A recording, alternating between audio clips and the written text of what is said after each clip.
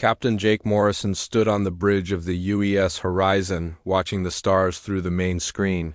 His ship was small compared to the massive vessels of the Galactic Federation, but it was home to him and his crew. They had been exploring the outer edges of known space for 3 months, mapping new star systems and looking for signs of life. The bridge was quiet except for the soft hum of computers.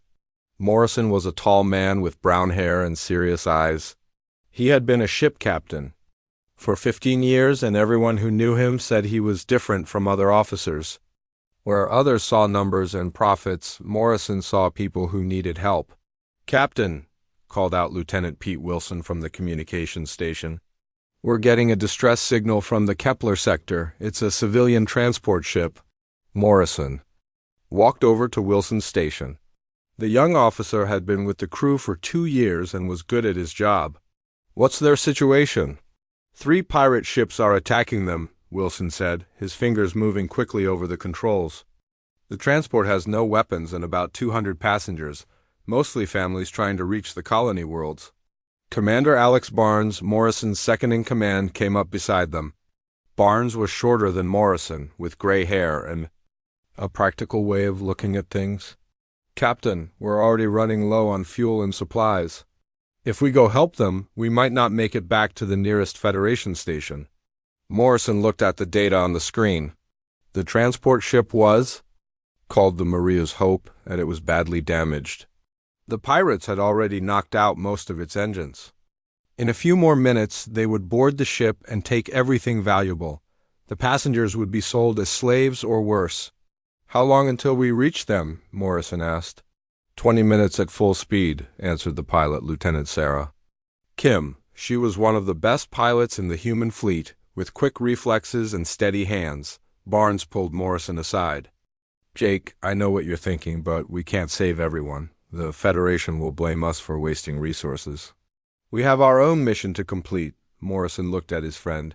Barnes was right about the Federation. They cared more about profits and efficiency than saving lives. But Morrison couldn't forget the faces of the families he had seen in the transport's passenger manifest. Children, old people, pregnant women, all of them counting on someone to help. "Dr. Grant," Morrison called to the ship's scientist. "Doctor." Lisa Grant was working at a computer station, studying data from their recent planetary survey. She had joined the crew 6 months ago and quickly became someone Morrison trusted for advice. "Yes, Captain?" Grant looked up from her work. She was a smart woman with kind eyes and blonde hair pulled back in a simple style. "If we fight those pirates, what are our chances?" Grant thought for a moment. "The Horizon has good shields and weapons, but we're outnumbered. The pirates have older ships, but 3 against 1 isn't good odds." "We might win, but we'll take heavy damage," Morrison nodded. He understood the risks. His ship could be destroyed, and all 43 members of his crew could die. But he also understood something else. Sometimes doing the right thing meant taking risks that others wouldn't take. "All crew to battle stations," Morrison announced over the ship's communication system. "We're going to help the Maria's Hope." Barnes shook his head but didn't argue. He had served with Morrison long enough to know that when the captain made up his mind, nothing would change it. You heard the captain. "Everyone to your positions." The next 20 minutes felt like hours. The crew prepared the ship's weapons and shields. Dr. Grant moved all her important research to the ship's protected storage areas. The engineering team made sure the engines were running at peak efficiency. When they arrived at the battle, the Maria's Hope was barely holding together. Its hull was torn in several places, and one of its cargo bays was on fire. The 3 pirate ships were circling it like wolves around wounded prey. "This is Captain Morrison of the UES Horizon," he broadcast. "On all frequencies. Stop your attack on the civilian transport and leave this system immediately." The pirates laughed over the radio. "Human ship, you are outnumbered and outgunned. Leave now, or we will destroy you after we finish with our prize." Morrison turned to his weapons officer. "Target their engines, not their life support. We're not here to kill anyone if we can help it." The battle was fierce but short. The Horizon's advanced human technology gave them an edge, but the pirates fought desperately. 2 of the pirate ships were disabled, their engines destroyed. The third ship tried to ram the horizon, but Lieutenant Kim's skillful piloting saved them. When the shooting stopped, the Maria's Hope was safe, but the horizon was badly damaged. One of their main engines was offline, and they had used most of their energy reserves. Worse, they had only enough fuel left to reach the nearest Federation station with very little to spare. "Captain," called Wilson from his station, "the transport is thanking us. They're sending over medical supplies and some food to help us get home." Morrison smiled for the first time in hours. "Tell them they're welcome." 3 weeks later, Morrison stood in the Federation Council chambers on Earth. The council members sat behind a curved desk, looking down at him with disapproval. Most of them were aliens from the 3 major powers that controlled the galaxy. They dressed in expensive clothes and spoke in cold, calculated voices. "Captain Morrison," said Counselor Vex, a tall, blue-skinned alien from the Zephyrian trade. "Consortium, your actions in the Kepler sector were completely inappropriate. You risked a valuable Federation ship and crew to save a transport that was not your responsibility." "Those were people in danger," Morrison replied. 200 innocent lives. "Innocent lives don't pay for ship repairs," said another counselor, this one from the Vorthan Military Collective. "Your ship needed expensive repairs that could have been avoided. The Federation operates on a budget, Captain." Morrison felt anger building inside him, but he kept his voice calm. "Since when do we put money before human lives?" "Since reality demanded it," Counselor Vex answered. "The galaxy is a dangerous place, Captain. We cannot save everyone, and we cannot afford to try." That was when Dr. Grant stepped forward. She had been quiet during most of the hearing, but now she had something important to say. "Counselors," she began, "I believe Captain Morrison's actions were not just morally correct, but historically significant. During our recent survey of the Kyrian Prime system, I discovered something that might change how we view these situations." She activated a holographic display that showed images of ancient ruins and strange symbols. "These are the remains of a civilization that existed over 3,000 years ago. The symbols and artwork suggest they were warriors of some kind, but not conquerors. They called themselves knights." The council members looked bored. "Ancient history is not relevant to this hearing," Counselor Vex said. "But it is," Grant continued. "These knights had a code of conduct that required them to protect the innocent regardless of the cost. They were warriors who fought not for conquest or profit, but to defend those who couldn't defend themselves." Morrison looked at the images with growing interest. The symbols showed armored figures standing between larger forces and groups of smaller, unarmed people. It was exactly what he had done in the Kepler sector. "This civilization spread across dozens of worlds," Grant explained. "They were advanced, peaceful, and dedicated to protecting others. But they disappeared from the historical record about 3,000 years ago. No one knows why." "Because they were fools," said the Vorthan counselor. "Civilizations that waste resources on lost causes don't survive." "This proves our point, not yours." But Morrison wasn't listening to the council anymore. He was studying the ancient symbols and feeling something he hadn't felt in years. Hope. Maybe he wasn't the only one who believed that some things were more important than profit. Maybe there had been others long ago who understood that true. Strength came from protecting the weak. The hearing ended with a formal reprimand for Morrison, but he didn't care. As he walked out of the council chambers with Dr. Grant, he had only one thing on his mind. "Doctor," he said, "I want to know everything about these knights. Everything." Grant smiled. "I was hoping you would say that, Captain. Because I think we have a lot to learn from them." Neither of them knew that their conversation was being recorded by agents of the major powers, or that their interest in the ancient knights would soon change the galaxy forever. 2 months after the hearing, Captain Morrison stood on the surface of Kyrian Prime, looking at the ancient ruins that stretched across the valley below. The planet was mostly desert with red rocks and purple skies. The air was thin but breathable, and the only sounds were the wind and the distant hum of their digging equipment. Dr. Grant walked up beside him, wiping sweat from her face. She had been working in the ruins for 6 weeks, and her excitement grew stronger every day. Jake, you need to see what we found in the main chamber. It's incredible. Morrison followed her down a stone pathway that led deep into the ruins. The walls were covered with symbols and pictures that told stories of ancient battles and noble warriors. Some of the pictures showed the knights standing between armies and groups of helpless people. Others showed them healing the sick and feeding the hungry.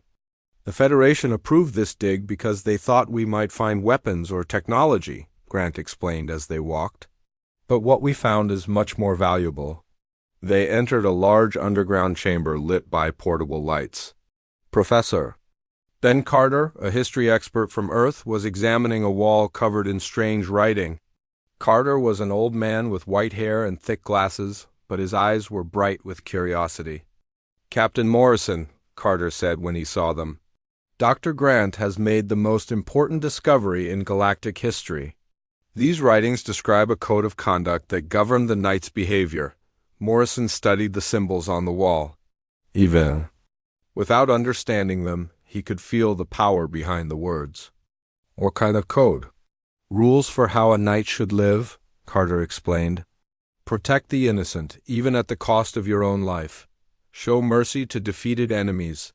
Never use your strength to harm the weak. Fight for justice, not for personal gain. Grant activated a small device, and the symbols on the wall began to glow. The knights weren't just warriors. They were teachers, healers, and protectors. They traveled from world to world, helping anyone who needed it. Morrison listened carefully. The code sounded familiar, like something he had heard before. Professor Carter, doesn't this remind you of something from Earth's history? Carter nodded enthusiastically. The medieval knights of Europe followed similar rules. They called it chivalry. The idea that a warrior's strength should be used to protect those who couldn't protect themselves. But that's impossible, Grant said. These ruins are thousands of years old. Humans didn't even know about space travel when the knights existed.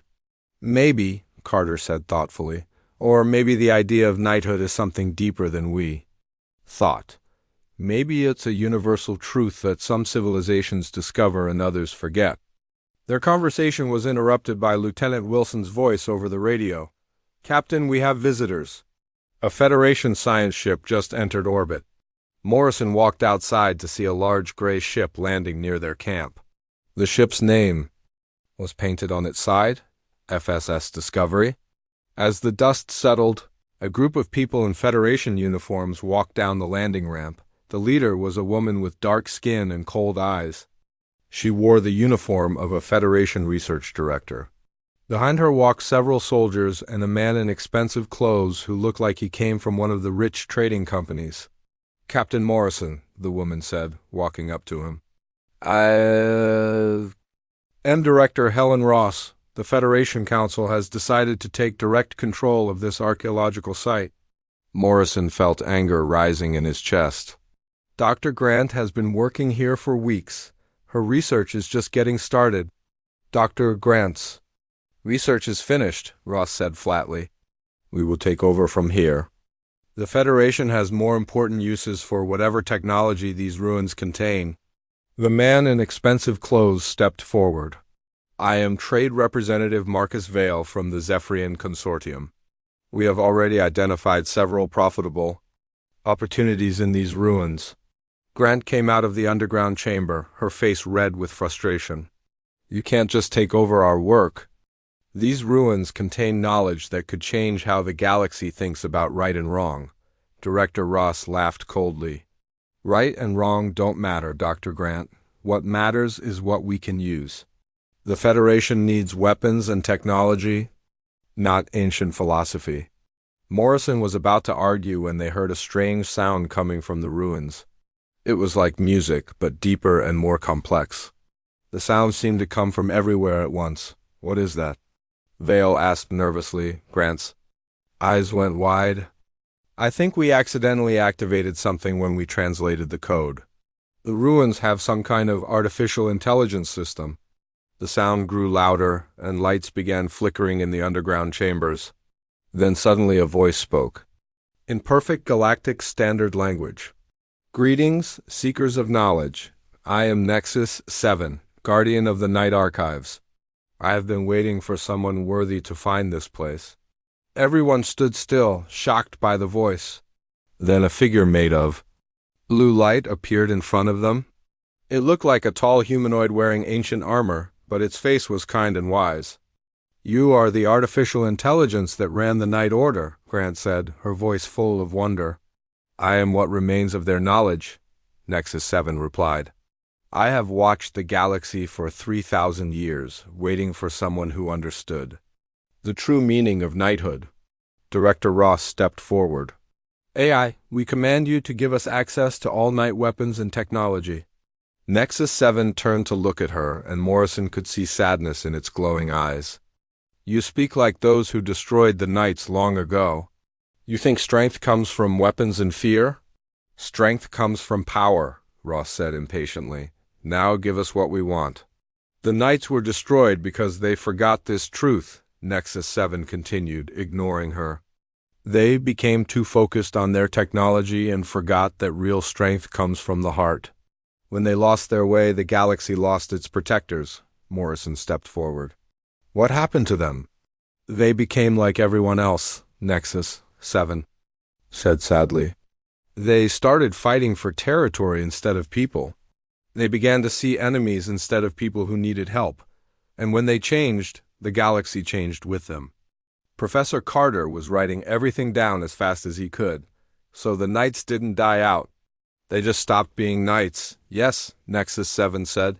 And without them, the galaxy became what you see today. A place where profit matters more than people, where the strong take from the weak instead of protecting them. Vale was getting impatient. This is all very interesting, but we need to know about weapons and defenses. What technology can you give us? Nexus 7 looked at him with what might have been pity. I will not give advanced weapons to those who would use them wrongly. The Knights' greatest weapon was not their technology. It was their commitment to doing what was right. Director Ross was getting angry. You're just a computer program. You don't have the right to refuse us. I have the right given to me by the last true knight, Nexus 7 replied. The right to choose who is worthy of the knight legacy, the AI turned to Morrison. Captain, you saved those people in the Kepler sector. You risked your ship and crew for strangers. Why? Morrison thought about the question. Because it was the right thing to do. They needed help, and I could help them. And if you had to do it again? I would do it again, Morrison said without hesitation, even knowing the cost. Nexus 7 smiled. Then you understand what the original Knights understood. True strength is not about being the strongest. It is about using your strength to help others. The AI began to fade. I will share the Knight knowledge with you, Captain Morrison, but not their weapons. Those must be earned through actions, not words. Director Ross was furious. You cannot give classified information to unauthorized personnel. The Knights belong to no government, Nexus 7 said as it disappeared. They belong to anyone brave enough to follow their code. As the lights in the ruins dimmed, Morrison felt something changing inside him. For the first time in his life, he understood his purpose. He wasn't just a ship captain following orders. He was someone who could make a difference. Dr. Grant walked up to him, her eyes shining with excitement. Jake, do you realize what this means? We could bring back the Knights. Real Knights who protect people instead of serving governments. Professor. Carter nodded eagerly. The code is simple enough. Anyone can follow it if they have the courage. Morrison looked at the ruins, then at the Federation officials who were already planning how to profit from the discovery. He made a decision that would change his life forever. Then let's do it, he said quietly. Let's become Knights. Director Ross heard him and laughed. You're just one man with one ship, Captain. You can't change the galaxy. Morrison smiled. The night started with just one person who decided to do what was right. Maybe that's all it takes. As the sun set over Kyrian Prime, casting long shadows across the ancient ruins, Morrison began to understand that some things were more important than following orders. Some things were worth fighting for, even if you had to fight alone. 6 months after the discovery on Carrion Prime, Captain Morrison stood in the cargo bay of his ship, watching 37 men and women from different human colonies take their oath as the first modern knights. They came from all walks of life. Former soldiers, teachers, doctors, engineers, and even a few reformed criminals who wanted to make their lives mean something. Morrison had changed during these months. He still wore his Federation captain's uniform, but now he also carried a simple silver pendant that Nexus 7 had given him. The pendant bore the symbol of the ancient knights, a sword pointing upward surrounded by a circle that represented protection. For all, do you swear to protect the innocent, even at the cost of your own life? Morrison asked the group. We swear, they answered together. Do you swear to show mercy to your enemies and help those who cannot help themselves? We swear. Do you swear to fight for justice, not for personal gain or glory? We swear. Commander Barnes stood beside Morrison, wearing his own knight pendant. He had been one of the first to join after seeing how the Knight Code gave meaning to their dangerous work. Then rise, Knights of the New Order, go forth and do what is right. The ceremony was simple but powerful. Unlike the grand ceremonies of the old Federation, this one focused on the commitment each person was making. There were no fancy uniforms or expensive weapons. Just people who had decided to dedicate their lives to protecting others. Admiral Kate Sullivan watched from the back of the room. She had arrived 3 days ago with a small fleet of ships and volunteers from across human space. Sullivan was a tough woman with gray hair and hard eyes, but she believed in what Morrison was trying to do. Captain, she said after the ceremony ended, we need to talk about what happens next. The Federation is not happy about what you're doing, Morrison nodded. He had expected this. What are they saying? They're calling you a terrorist and a traitor. They say you're trying to start a war between humans and the other galactic powers. All we're doing is helping people, Morrison replied. How does that make us terrorists? Sullivan smiled grimly. Because we're helping people that the Federation would rather ignore. The slave mines on Kepler 7, the work camps on Vega Station, the pirate attacks in the Outer Rim. Every time we step in, we cost somebody money. Dr. Grant joined their conversation. She had been working with Professor Carter and Brother Marcus Stone to create a training program for new knights. Brother Stone was a Catholic monk who had volunteered to help teach the spiritual side of knighthood. The good news, Grant said, is that we're not alone. I've been getting messages from people all over the galaxy, humans who want to join us, but also some aliens who remember their own traditions of honor. Morrison was surprised. Aliens want to become knights? Not exactly, Grant explained. But some of them are starting to remember their own ancient codes of conduct. The Altarians had warrior priests who protected pilgrims. The Centauri had honor guards who defended their communities. When they heard about the knights, they started asking why their own people had forgotten these traditions. Brother Stone stepped forward. He was a thin man with kind eyes and a gentle voice. Captain, I've been studying the Knight Code that Nexus 7 gave us. It's not just about fighting. It's about living a life that serves others. The monks of Earth have been doing this for centuries. What do you mean? Morrison asked. The knights were not just warriors, Stone explained. They were healers, teachers, and builders. They fought when they had to, but they preferred to solve problems without violence. This is what we need to teach the new knights. Their conversation was interrupted by an urgent message from Lieutenant Wilson. Captain, we're receiving a distress call from the mining colony on Zarian 4. They're under attack by slavers. Morrison felt his heart sink. Zarian 4 was deep in Zephyrian space, far from any Federation patrols. The miners there were mostly poor families trying to make a living on the dangerous frontier worlds. How many ships do the slavers have? He asked.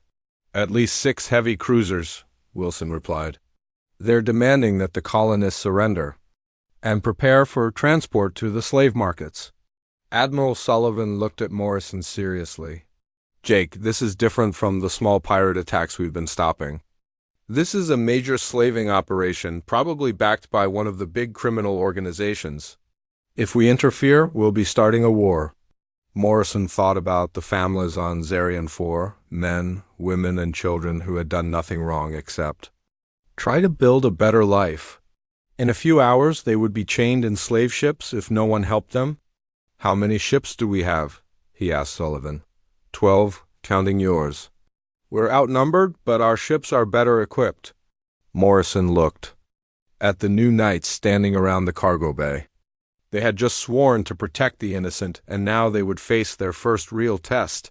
Some of them might die in the next few hours. Knights, he said loudly, getting everyone's attention. We have our first mission.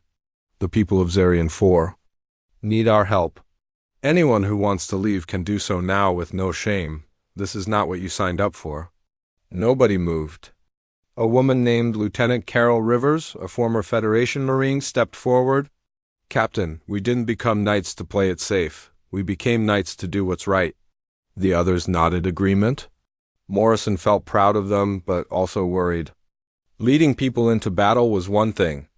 Leading them into a battle they might not survive was something else entirely. Brother Stone approached him. Captain, may I offer a blessing for our mission? Morrison nodded. The monk raised his hands, and everyone in the cargo bay grew quiet. Let us remember why we fight, Stone said. Not for glory or revenge, but to protect those who cannot protect themselves. Let us be brave when we must be brave, and merciful when we can be merciful. And let us never forget that our greatest victory is not in defeating our enemies, but in turning them into friends.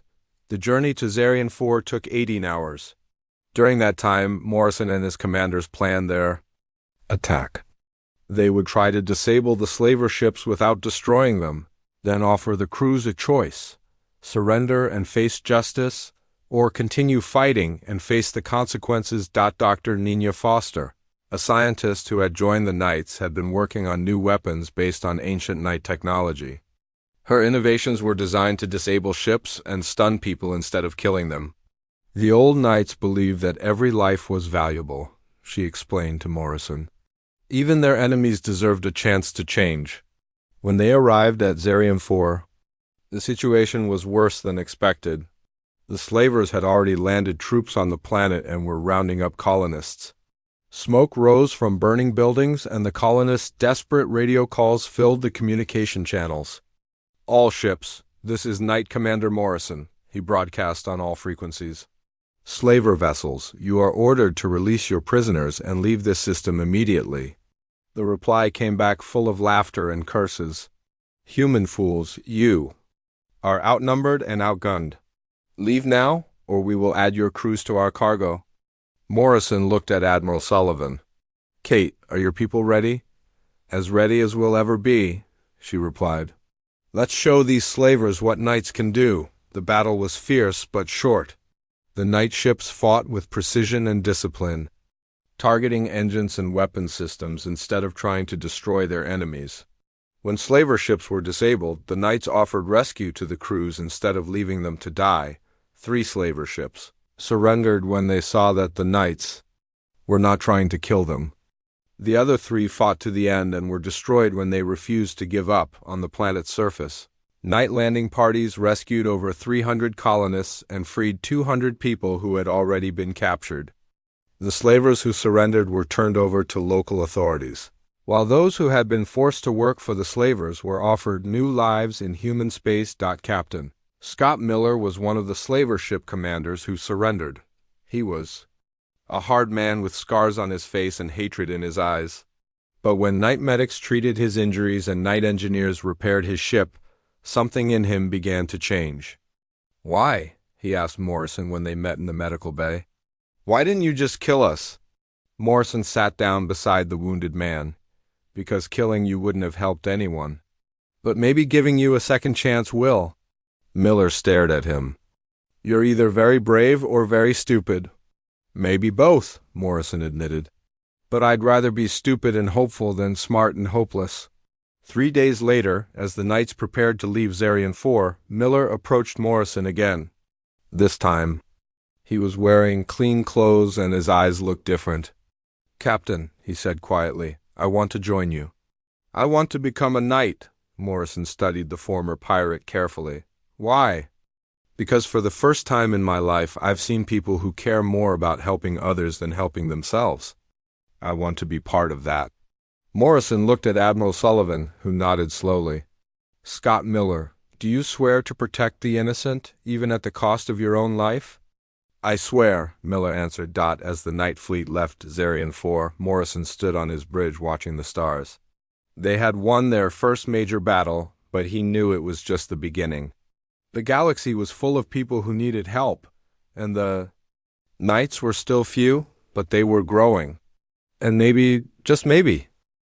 1 year after the battle at Zarian 4, Morrison walked through the halls of Haven Station, the first Knight Academy built on a neutral world at the edge of known space. The station had been an old mining platform that the Knights had rebuilt into a training center where humans and aliens could learn to work together. The Academy was busy with activity. In the main training hall, Sister Emma Cross was teaching a mixed class of 30 students from 12 different species. Cross had been one of the first women to join the Knights, and she had a gift for bringing people together despite their differences. "Remember," Cross told her students, "a knight's greatest weapon is not a sword or a gun. It is the ability to see the good in others and help them see it too." Morrison watched a young Altarian named Zek practicing combat moves with a human teenager from the colony worlds. 6 months ago, their peoples had been enemies fighting over trade routes. Now they were working together to protect others. "Captain?" Scott Miller approached Morrison with a datapad full of reports. Miller had become one of Morrison's most trusted knights, and his knowledge of the criminal underworld made him valuable for planning missions. "Jake," Miller said, "we have a big problem. Intelligence reports are coming in from all over the galaxy. Someone is organizing the criminal gangs into a unified network." Morrison took the datapad and read through the reports. Pirate attacks were becoming more coordinated. Slave trading operations were sharing information and resources. Even the small-time criminals were working together in ways they never had before. "Who's behind it?" Morrison asked. "We don't know yet," Miller replied, "but whoever it is has a lot of money and influence. They're calling themselves the Shadow Syndicate." Dr. Nina Foster joined them, carrying her latest invention. Foster had been working with Nexus 7 to develop new technologies based on ancient Knight principles. Her creations were always designed to protect rather than destroy. "Captain," she said excitedly, "I finished the new communication system. It allows Knights to coordinate across vast distances without anyone intercepting our messages." Morrison examined the small device. It looked simple, but he knew it represented months of work. "How does it work?" "It uses quantum entanglement, combined with some principles from the ancient Knight archives," Foster explained. "The important thing is that it only works for people who truly believe in the Knight Code. If someone tries to use it for selfish purposes, it won't function." Miller looked skeptical. "How can a machine tell if someone believes in something?" Foster smiled. "That's the beautiful part. The ancient Knights understood that technology should serve morality, not the other way around. Their devices were designed to work only for people with pure intentions." Their conversation was interrupted by an urgent message from Earth. Admiral Sullivan's face appeared on the communication screen, and she looked worried. "Morrison," Sullivan said, "you need to see this. The Federation Council is holding an emergency session about the Knights." The screen changed to show the Federation Council chambers. Prime Minister Lavra Davis of Earth was speaking to a packed room of representatives from across the galaxy. "The human Knight movement has become a threat to galactic stability," Davis sighed. "They operate outside the law, interfere with legitimate business operations, and undermine the authority of established governments." Morrison felt his heart sink. Davis had been elected on a platform of keeping Earth safe and prosperous within the Federation. She saw the Knights as a danger to humanity's comfortable position in galactic politics. Councillor Vex of the Zephyrian Trade Consortium stood up to speak. The Knights have cost our businesses millions of credits by interfering with lawful commerce. Their attacks on our mining operations and trade routes cannot be tolerated. Lawful commerce, Miller muttered angrily. They mean slave trading and forced labor. The next speaker was General Thane Corrin of the Vorthan Military Collective. Corrin was a tall, scarred warrior who had built his reputation through countless battles. The Knights claim to fight for peace, but they bring only chaos. They turn criminals against their employers, they encourage rebellion among workers, and they make promises they cannot keep. Morrison watched as speaker after speaker condemned the Knights. They painted them as terrorists, criminals, and troublemakers who threatened the galaxy's economic stability. Finally, Prime Minister Davis stood again. Earth hereby withdraws all support for the Knight movement. Any human who continues to associate with these terrorists will lose their citizenship and protection under Federation law. The transmission ended, leaving the room silent. Morrison felt like someone had punched him in the stomach. His own government had just declared him and his followers to be enemies. Sister Cross entered the room with tears in her eyes. Captain, half our students are from Earth colonies? They're asking if they should go home. Morrison looked at the faces around him. These people had given up everything to become Knights. They had risked their lives to protect strangers. And now they were being told they were criminals. Gather everyone in the main hall, Morrison said quietly. Everyone, students, teachers, support staff, everyone. An hour later, over 200 people filled the station's main assembly hall. They came from 40 different worlds and 15 different species. Some were as young as 18, others were gray-haired veterans. All of them looked to Morrison for guidance. Morrison stood on the platform where Cross usually taught her classes. He looked out at the faces staring back at him and felt the weight of responsibility on his shoulders. You all heard what happened. On Earth, he began. Our own government has turned against us. They're calling us terrorists and criminals. Some of you are probably wondering if you made the right choice by coming here. The room was completely silent. Even the station's air recycling system seemed to have stopped making noise. I can't promise you that this will be easy, Morrison continued. I can't promise you that we'll win, or that the galaxy will thank us for what we do. What I can promise you is that what we're doing is right. A young woman from the outer colonies raised her hand. Captain, what if they're right? What if we are causing more problems than we're solving? Morrison thought about her question carefully. Sarah, how many people have we saved in the past year? Sister Cross checked her datapad.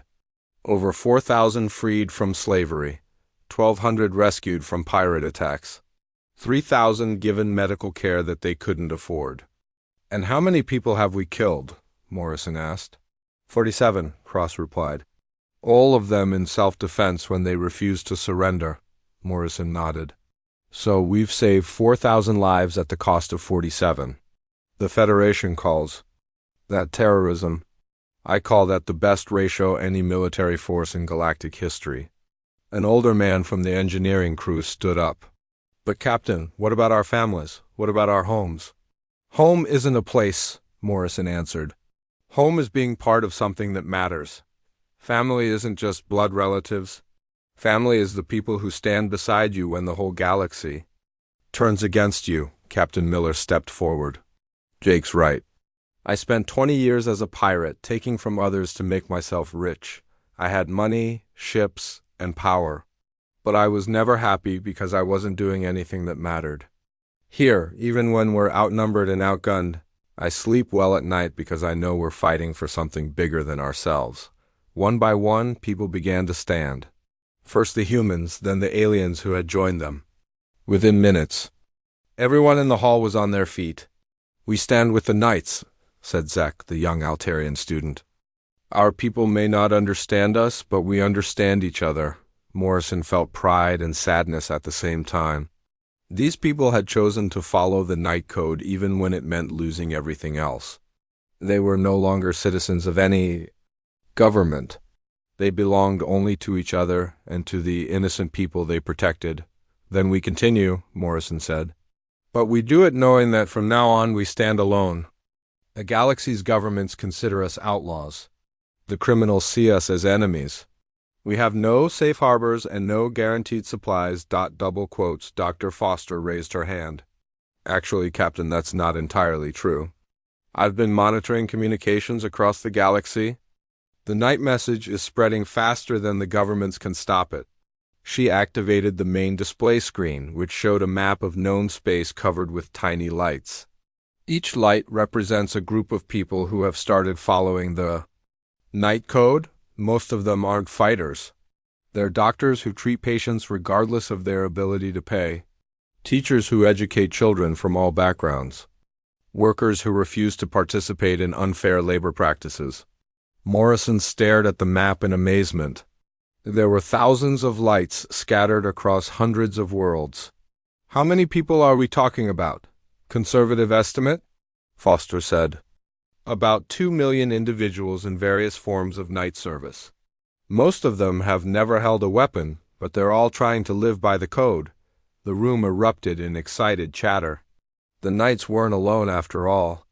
Across the galaxy, ordinary people were choosing to put service before self-interest, but Morrison's celebration was cut short by an urgent alarm. Lieutenant Wilson's voice came over the communication system. Captain, we have incoming ships. 15 heavy cruisers. Definitely military. They're flying Vorthan flags **. The battle for Haven Station lasted 3 days. Morrison stood on the bridge of his ship, watching as Vorthan warships surrounded the academy. General Thane Corrin himself had come to destroy the Knights, bringing enough firepower to level a small planet. Surrender now, Morrison. Corrin's voice boomed across the communication channels. You are outnumbered 10 to 1. Your people will die for nothing. Morrison looked at the tactical display. Corrin was right about the numbers. The Knights had only 8 combat ships against 15 Vorthan heavy cruisers. But Morrison had learned something important during his years as a Knight. Numbers didn't always tell the whole story. General Corrin, Morrison replied calmly, I offer you one chance to leave peacefully. We don't want to fight you, but we will defend innocent people. Corrin laughed harshly. Innocent? You are criminals and terrorists. The galaxy will be better off without you. The attack began at dawn on the first day. Vorthan ships unleashed massive firepower against the station, but they found something unexpected. The Knights didn't fight like normal military forces. Instead of trying to destroy the enemy ships, they focused on protecting the station and evacuating non-combatants. Sister Emma Cross had organized the evacuation with military precision. Teachers, students, and support staff were loaded onto transport ships and sent to safe locations throughout the galaxy. The Knights made sure that everyone else was safe before they worried about themselves. Captain Miller commanded the night fighter squadrons with tactics he had learned during his pirate days. His ships moved like ghosts through the battle, striking quickly and then disappearing before the Vorthans could respond. But Miller's pilots had strict orders: disable enemy ships when possible, and never target life support systems. On the second day, something unexpected happened. Ships began arriving from across the galaxy to help the Knights. They weren't military vessels, but civilian transports, merchant ships, and even some old cargo haulers. The crews were ordinary people who had heard about the battle and decided to help. Dr. Nina Foster watched in amazement as a rusty freighter used its cargo crane to rescue Vorthan pilots from a damaged fighter. Captain, she said to Morrison over the radio, these people aren't Knights, but they're acting like Knights. Morrison smiled despite the danger around him. Maybe that's the point, Nina. Maybe being a Knight isn't about taking an oath. Maybe it's about choosing to do what's right when it matters. The civilian ships couldn't fight the Vorthan warships, but they could do something else. They began broadcasting messages across the galaxy, telling everyone what they were seeing. News reporters, private citizens, and even some government officials started watching the battle through live video feeds. The galaxy saw Vorthan warships attacking a space station full of teachers and students. They saw Knights risking their lives to save enemy pilots. They saw ordinary people flying damaged ships into danger to help strangers. Most importantly, they saw who was really fighting for what. On the third day, General Corrin made a decision that changed everything. He had taken heavy losses, and his own superiors were asking uncomfortable questions about why he needed so many ships to defeat a small group of criminals. All ships, target the station's main reactor, Corrin ordered. We end this now. Morrison felt cold fear in his stomach. If the Vorthans destroyed the reactor, the explosion would kill everyone still on the station, including hundreds of wounded Vorthan soldiers in the night medical bays.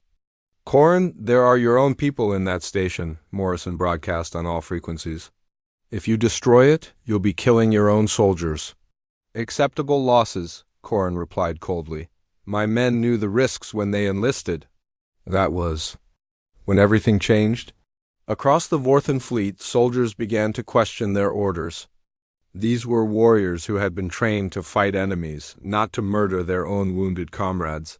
Some of them had friends and relatives in the night medical bays. Commander Chris Thompson was the first Vorthan officer to break ranks. Thompson commanded one of the heavy cruisers, and he had been watching the knights treat his wounded soldiers with the same care they gave their own people. General Corrin? Thompson said over the military communication channel. I cannot follow that. Order. There are good soldiers in that station who deserve better than this. You will follow orders, Commander, or you will be court-martialed, Corrin snapped. Then court-martial me, Thompson replied. I'd rather be a criminal with honor than a hero without conscience.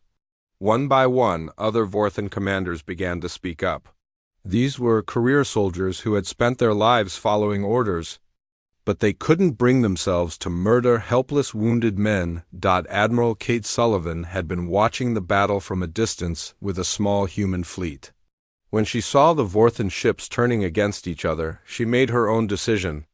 All ships move in to support the knights, she ordered, and broadcast this message on all channels. Any Vorthan ship that stands down will be offered safe passage home.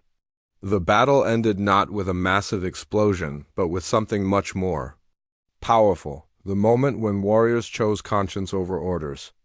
General Corrin found himself alone, with most of his fleet refusing to fight and enemy ships offering mercy instead of destruction. In the end, Corrin surrendered. But instead of being thrown in prison, he was invited to the night medical bay to see how his wounded soldiers were being treated. He found Vorthan medics working alongside human doctors, sharing knowledge and techniques to save lives.